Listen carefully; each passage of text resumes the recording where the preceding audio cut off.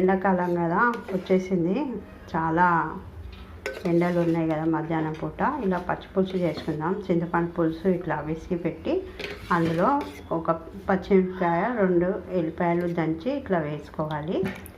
పచ్చ దంచి వేసి ఇందులో కలిపేసుకోవాలి. దీనికి సరిపడా ఉప్పు వేసుకోవాలి. ఆ తర్వాత కొంచెం పసుపు వేసుకోవాలి. పచ్చిపులుసు కదా, అన్నీ పచ్చివే వేసుకోవాలి.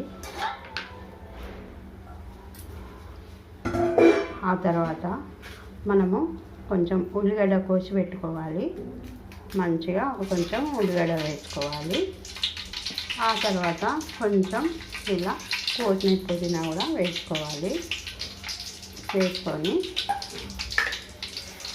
2 ఎండుమిరపకాయలు కొంచెం జీలకర్ర ఆవాలు వేసి మంచిగా పోపు చేసుకోవాలి. ఈ పచ్చిపులుసు చాలా టేస్టీగా చాలా బాగుంటుంది. మీరు కూడా ఒకసారి ట్రై చేయండి. మా ఛానల్ని సబ్స్క్రైబ్ చేయండి, షేర్ చేయండి, మంచి కామెంట్స్ పెట్టండి. Thanks for watching. ఇప్పుడు మనము పోపు వేసుకుందాము.